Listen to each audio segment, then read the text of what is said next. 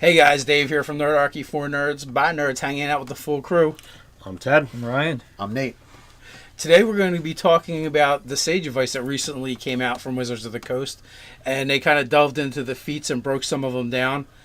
I guess the ones they were getting the most questions about on how they work and some of the intricacies, and they actually like blew the door off some things for us. I think so. Like, whoa. So, and actually, looking at this Sage Advice actually caused me to look a little deeper at some Reevaluate your life a little bit, maybe? Yeah, my choices I made. Yeah, exactly. Yeah, or go back into PHB and start looking at some of the feats all over again. That's so, true.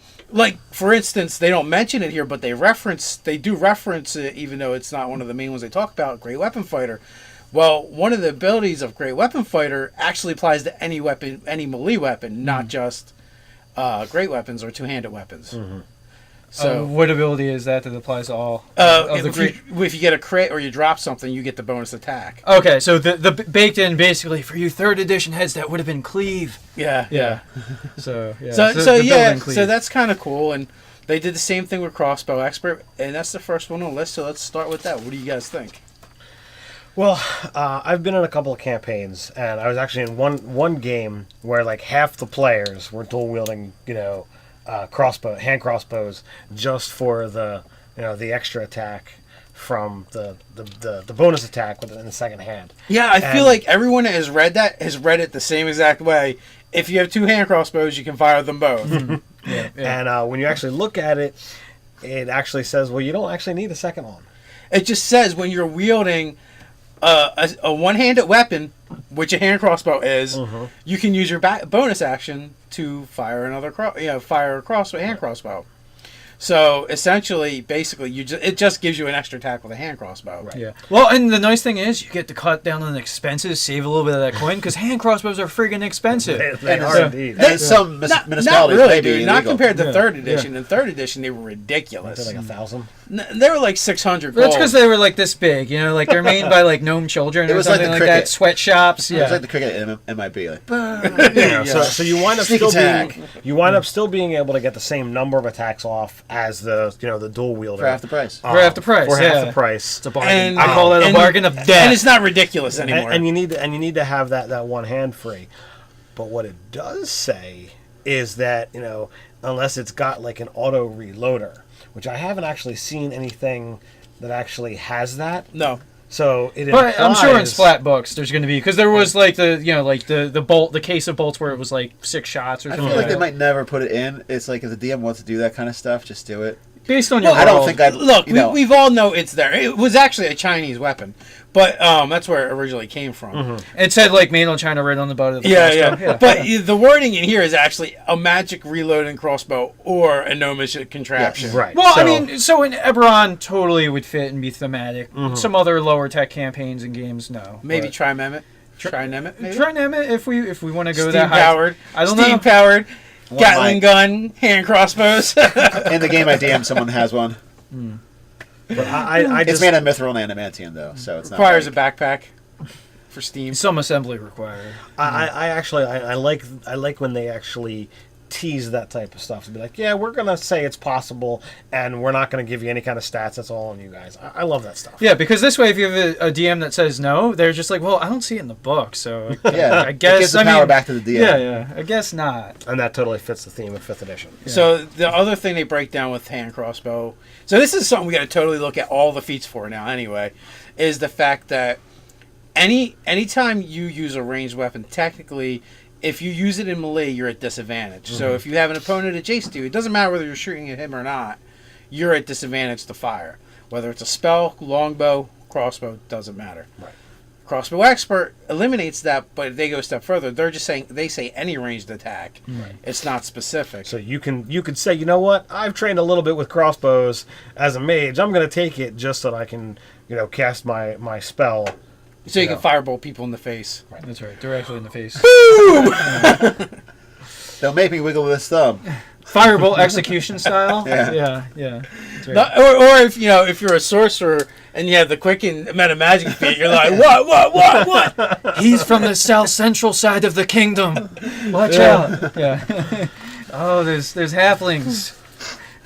So what else you got? So next we move on to Lucky, and here's where Speaking where of halflings and yeah, elves. here's where Ted's gonna cry a little bit. I'm not We're gonna it's- play and it's- laugh. He doesn't want people to get lucky. it's No. not that. It's just I happen to disagree with this particular or one portion of the example here. You should personally. He write- doesn't want your write- half man to be the luckiest half man alive. You I should. can't be with disadvantage. You man. should write the writer of this article and just like you're wrong. I am Ted Listen, Adams. Mr. Designer. Yeah. I don't think I'm so high and mighty that I mean, I you can, are Ted of Nerdarchy. No. In the letter, mail him a glove and be like, "You must slap yourself across his face." I challenge you to a duel. With this glove, 'cause I challenge you to a duel. There needs to be a skit about that. I just feel like with the advantage disadvantage system that you get it or you get advantage or have disadvantage for a reason, and to be able to say, you know what, I'm going to take lucky and I'm going to turn that disadvantage into mega advantage. An advantage that's not even actually in the regular rules. Right. Yeah. I don't feel that Triple advantage. I don't think that that's the way the system is designed. They say, well, nope, you got the situation. I don't think the system was designed that way, Mr. System Designer. Well, I don't think you can take a bad situation and be like, you know what, I'm going to make it even better. Like Lucky. Well, you're lucky. You clearly have not met lucky- Longshot Yeah. from the X-Men comics. You clearly have not met all of the Avengers when they fight aliens and other such things. so, I look at it this way, though. You get to do it 3 times a day, and that's for ability checks, saving throws, and attack rolls.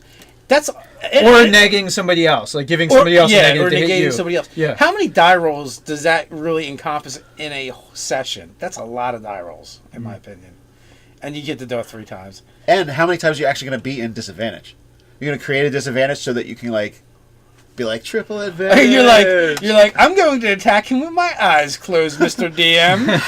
I still hit. I just lopped his head off. it's a situation. I think this is terrible. It's a situation that players who are aware of it will say, you know what, I'm going to exploit that because they want, it's 5% chance to be able to get a crit. 10 if you wind up having those couple of things that make you crit on a 19 or plus. And there are people who are going to be like, you know what? No, I'm gonna do this just that I have. I have a concept though now. Like I'm just thinking of this character that's a complete and utter tit, but he just gets lucky. Like he happens to get through the circumstance somehow. It happens in novels and comic books all the Yeah, time. like this guy that's like just a G.I. douchebag. Joe. Remember the Like- G.I. Joe ninja chick that couldn't fight for shit unless she blindfolded herself? No, I don't remember. It was one of the newer ones. You don't? No. You suck. Sorry. You're Are out you of the divorcing family. your brother now? Yeah. I am. He's out. I didn't even know we were married, and that's not even legal in the state of New Jersey. I mean, what's going on here? But in Ireland, it might be all right now. Go Ireland. Right, because all right. Anyway. Off topic. Yeah. Now the other side of the thing is Hi, Lloyd.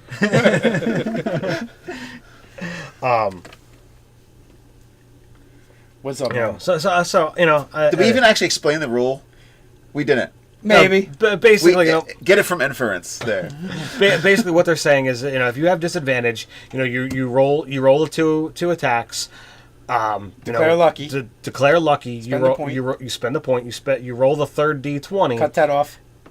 And the way it says here, you then have the ability to pick of those 3 dice which die result you're using, because it goes back to that the specific rule over the general applies, and with lucky, when you use lucky, you always pick the best. You always pick the best. So that's the case. I like it. In my game, it's on. Bring it.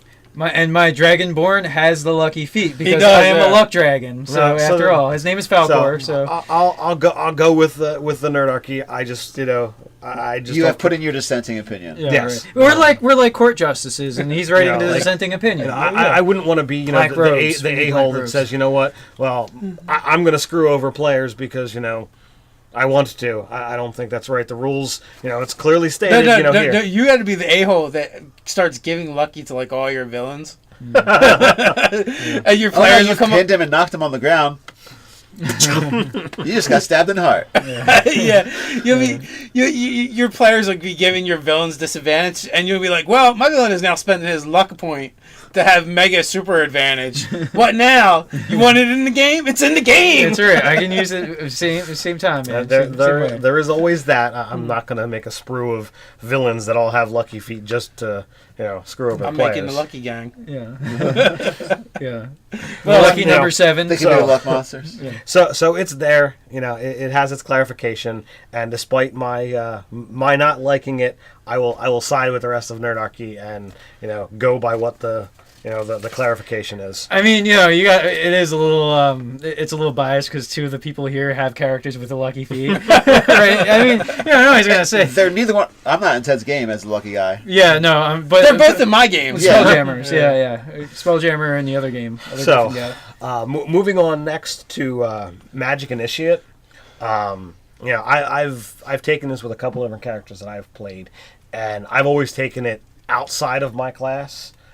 Just because For the sweet cantrips, right? Well, not just for the sweet cantrips, but just to have something that's like, all right, well, I want to flavor this character with a different type of casting than what he already has. See, I love Magic Initiate for the Warlock multi-class human because I can take it at first level and still feel like the Warlock pact has been taken, and even though I can only officially take class second level, so I've done that. My character in Scott's game was a fighter Warlock with the Magic Initiate feat Warlock.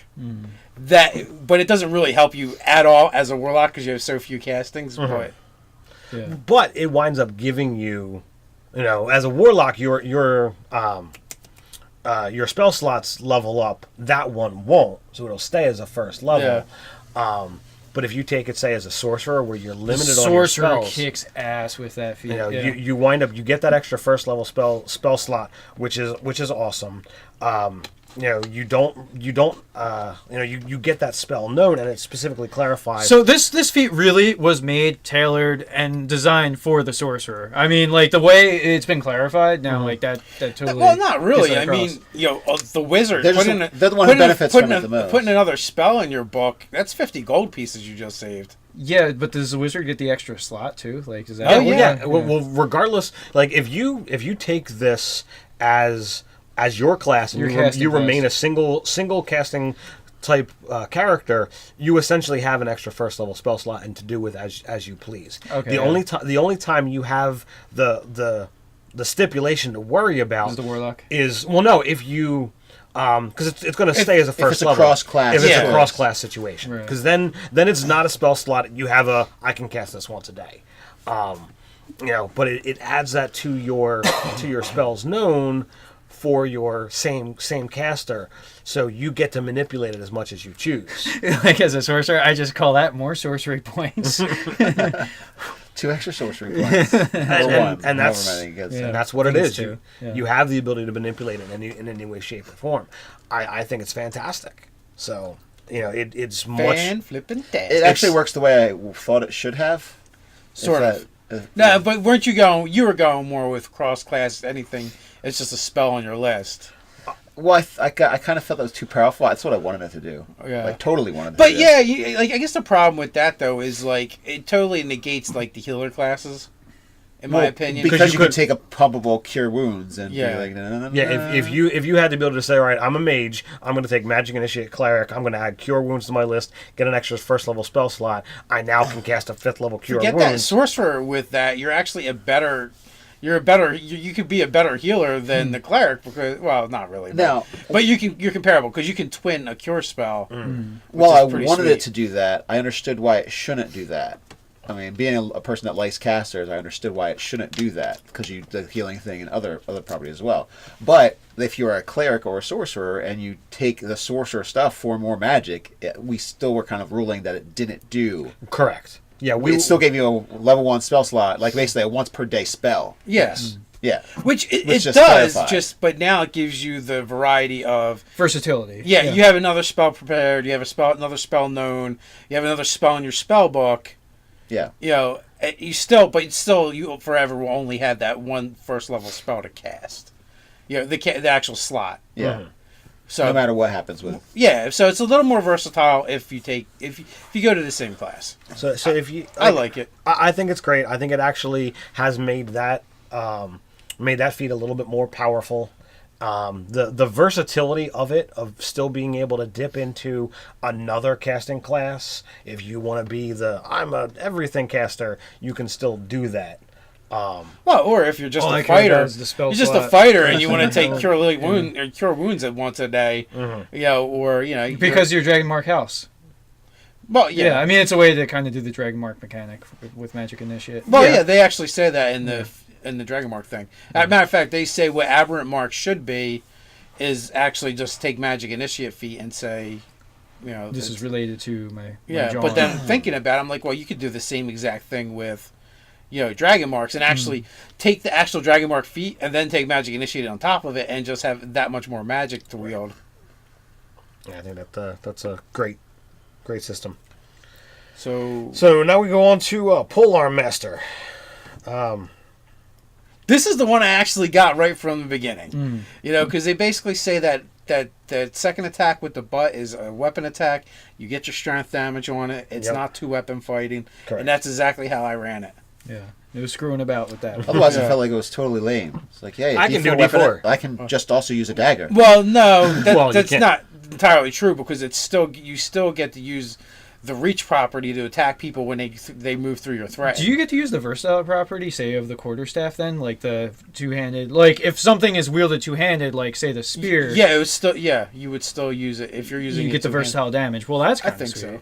Yeah, Yeah. that would be kind of cool. Actually, it doesn't say, but I would say yes. Yeah, I would agree. Because you can wield it like it's a essentially a long club, and then when someone gets in close, you can just pop them. Well, you just whip it around. Well, it says you're supposed to be using the other end to get the D4. Yeah, no, I mean, but, like, so you're spearing, and then you turn and crack them over the skull with the butt end. But, I mean, like, because you can technically wield a... And I think it even, I think the spear is versatile, because you can wield a spear overhanded, because the spear and shield is a fighting style. Absolutely. Yeah. So that's... My question is, like, can you do this, the versatile for the higher damage die, and still do the offhand attack of the D4? Yeah. Yeah. Yeah. I would rule for it, too, because... Really, reach weapons is the way to go. And Well, 'cause, I mean, Yeah, dude, you totally baseball bat them, Yeah. and then just like boop, at the end. Because I would say, like, if you're wielding it, you in order to be using it as the great weapon fighter, you're using it in two hands. So you're using the higher damage, and then pop them with the back end. So Pop them. Yep. So you just pop them. Whack-a-mole. That's right. They have it coming. so that pretty much covers it. So hopefully they do some more of these. But I was looking at Durable, which it gives you a bump to con, +1 to con, and then you have a minimum of I think twice your con modifier. Hopefully I'm quoting that right. Twice your con modifier is the minimum you can get from a hit die. Mm-hmm. Right. Well, if your hit die is a die 6 and you have like an 18 con, you actually get more back from your healing hit die than you actually have on the hit die. Right, but when you expend a hit die, you heal your hit die plus your con mod. It's a D-roll. Oh yeah, that's true. So I forgot about that. The only time it would really be an issue, would be like, okay, well, You'd have to roll really crappy. you'd have to roll that 1 and be like, all right, well, I get 5 back. Well, no, I'm getting 8 back. So although on a D6, if you're like a dwarf and you have a 20 con, a minimum of 10, so you can only get back 10 or 11. Yeah. I would just not even roll at that point and be like, I just used 3 hit dice and get them back 30 hit points. Thanks. You don't want to go for the extra 3? No, I'm really not going to roll for the extra 3. I would. But I like rolling Dude. dice. Said I kind of knew you were going to say that. You're so dicist. I mean, I didn't get the words Tedwood out of my mouth, but yeah. He's being all dicey there. So, what about you guys out there, man? Do you vehemently disagree with Watts like Ted did? And or want do to you fight this totally- guy? Yeah. It's only on the lucky. Everything else, I think I gave the thumbs up to. And and what feats would you like to see them clarify? Put it down in the comments below. While you're at it, like, share, and subscribe. You can check us out on Nerdarchy.com. You can hang out with us over on Facebook. Also join the conversation over on Reddit. So until next time, Stay nerdy.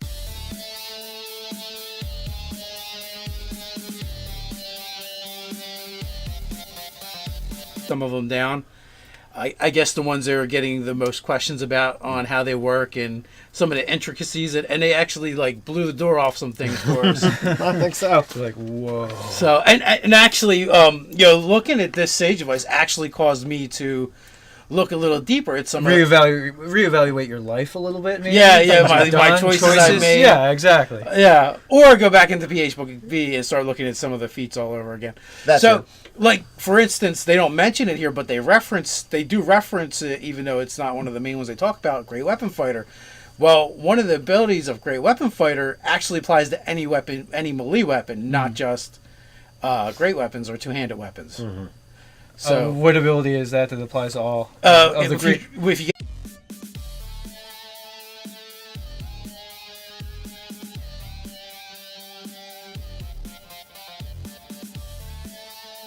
Hey guys, Dave here from Nerdarchy for Nerds, by Nerds, hanging out with the full crew. I'm Ted. I'm Ryan. I'm Nate. Today we're going to be talking about the Sage device that recently came out from Wizards of the Coast, and they kind of delved into the feats and broke some. So, hand crossbows, just for the the extra attack from the bonus attack in the second hand. Yeah, I feel like everyone that has read it the same exact way. If you have two hand crossbows, you can fire them both. Yeah. And when you actually look at it, it actually says, well, you don't actually need a second one. It just says when you're wheeled, get a crit or you drop something, you get the bonus attack. Okay, so the baked in basically for you 3rd edition heads, that would have been cleave. Yeah. So yeah. So the yeah, built-in cleave. so that's kind of cool, and they did the same thing with Crossbow Expert, and that's the first one on the list. So let's start with that. What do you guys think? Well, I've been in a couple of campaigns, and I was actually in one game where like half the players were dual wielding,